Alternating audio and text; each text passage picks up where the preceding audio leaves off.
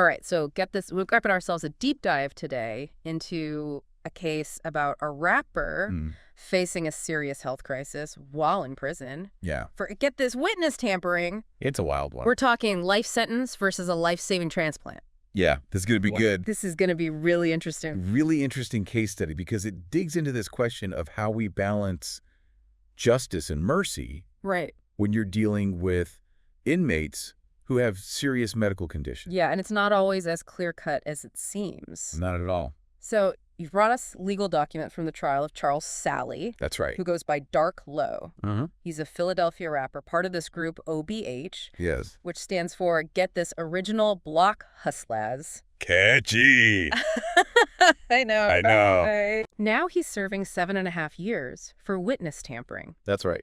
And what's wild is this all went down while he was already battling some pretty intense health problems. Absolutely. And the witness tampering charge is nothing to sneeze at. Right. This is not like a parking ticket. This goes to the core of how our justice system functions. Okay, so walk us through it. What exactly did Salley do?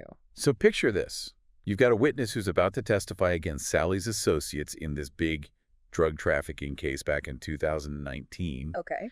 Days before the trial, this witness receives a letter. Uh-oh. And it's not a love letter. Right. It's from Salley, straight up threatening violence against him. Uh-huh.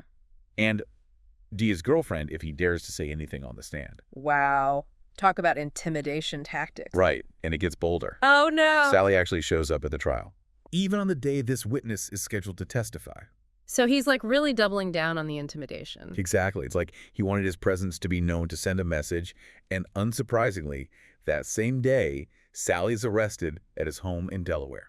So this wasn't an impulsive thing. He was really playing the long game. Oh, absolutely. Even attending the trial where his associates were eventually found guilty and sentenced. And that's an important point to remember. This wasn't some minor case. Right. His associates were hit with significant sentences, which really emphasizes the gravity of what Salley was involved in. Okay, so 7.5 years for Salley plus a $10,000 fine. That's right. Did the judge consider his background as a rapper at all?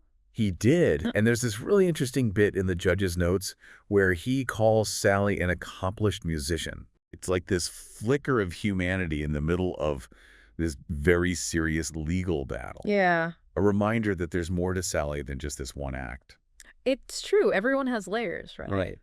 So how do these health issues that you mentioned factor into all of this? And this is all before the pandemic even hit. Right. So even before this trial goes down, Salley's dealing with hypertension, a history of heart attacks and strokes. Wow. Already a lot on his plate. A lot. And then he's diagnosed with end-stage renal disease.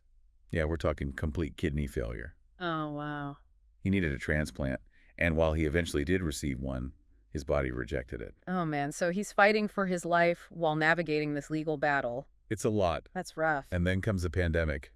Right. Remember those pre-trial motions we talked about? Yeah. With COVID-19 hitting, Salley's lawyers argue that prison, especially given his health, is basically a death sentence. Right. They're pushing for his release. Right. And get this, the judge agrees to home confinement while he waits trial. So even while facing these serious charges, the judge understood the very real threat of COVID. Right. Especially for someone with an already compromised immune system. Absolutely.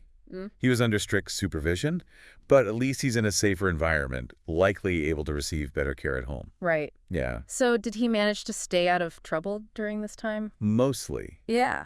But there was this one incident, a trip to a department store documented on Instagram. Oh, really? Oh. A little violation of his confinement, wouldn't you say? Yeah. Classic social media slip-up. Right. Always watching. They're always watching. Okay, so eventually he has to report to prison to start his sentence? He does. Did his health impact where he was sent? Absolutely.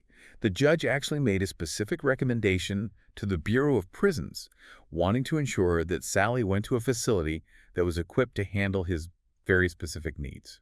Okay. He even mentioned mental health evaluations and treatment, suggesting there might be even more to this than just his physical health. Wow. So it makes you think about the full picture. Right. Not just a prison with doctors, but, the right kind of specialists to really address his specific needs. Exactly. And they followed through sending Salley to FMC Devens in Massachusetts, a federal medical center. Oh, okay. Yeah. So FMC Devens, that sounds promising. What's the care like there? So this isn't some dingy prison infirmary. Okay. They have both outpatient and inpatient services, 24/7 care, a whole health services department. It's even considered an administrative security federal medical center, which I imagine means it's a step up when it comes to healthcare in the prison system. Right. Yeah. So Sally's in a facility specifically chosen for its medical capabilities. You'd think that's the end of it, right? Not quite. Remember, we're talking about a guy who doesn't back down easily. Right. Here's where it gets interesting.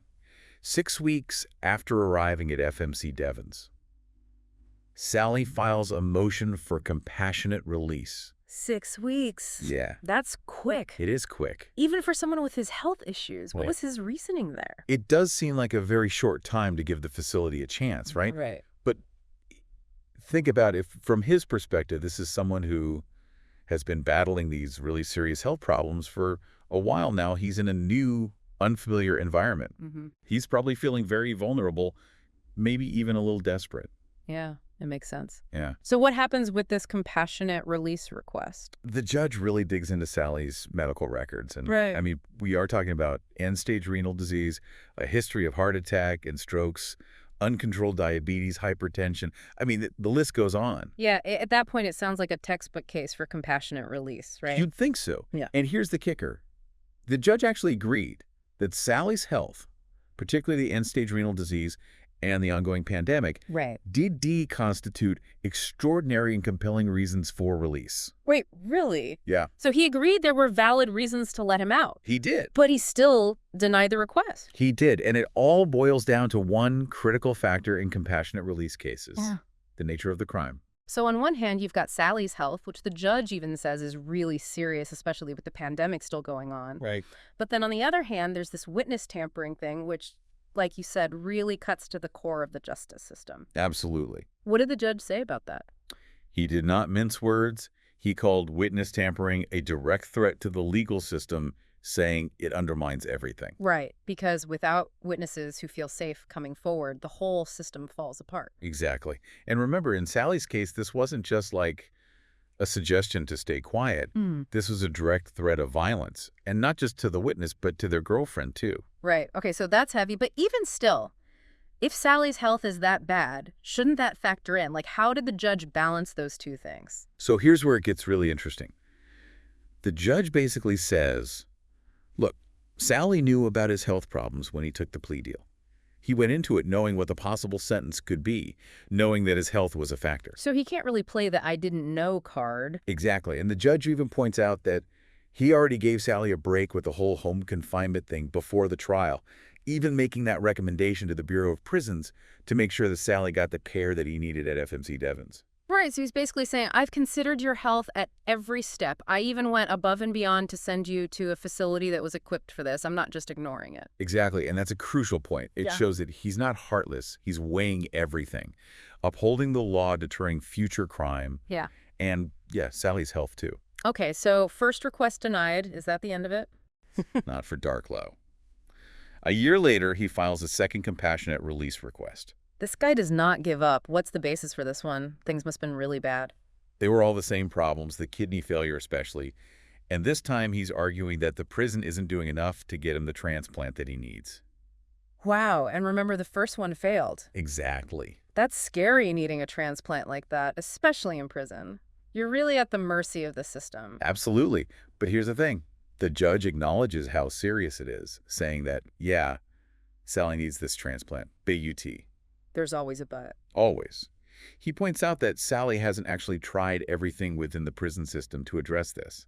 He hasn't filed grievances, he hasn't made these formal medical requests, that kind of thing. So even in what seems like an emergency situation, there's still protocol. It seems that way, and it raises this bigger question about an inmate's rights. I mean, they have a right to health care, sure, but navigating that system, especially in prison, can't be easy. It makes you think about the power dynamics in play there. Advocating for yourself is hard enough on the outside, let alone when you're in prison. Absolutely, and this is something that comes up time and time again, healthcare in the prison system. Is it really designed for timely, effective care? Or is it, sometimes creating more hurdles for people who are already in a tough spot? Right, so where does this leave Salley? So the judge denies the second request, and this is key, he denies it without prejudice. meaning He can try again. exactly. The door's open, especially if his health gets worse, or he can prove that he's tried every other option. So it's a waiting game. This whole thing, it really puts a spotlight on the impossible choices that judges have to make. It really does. Legal accountability, medical ethics, the rights of prisoners all tangled together, especially during a pandemic. There are no easy answers. Not at all. It's easy to judge from the outside, but cases like this, they really make you think. If you were the judge, how would you weigh Sally's case? It's a question worth pondering, and we'd love to hear your thoughts. This has been The Deep Dive. We'll keep digging into the stories that make you think. Until next time.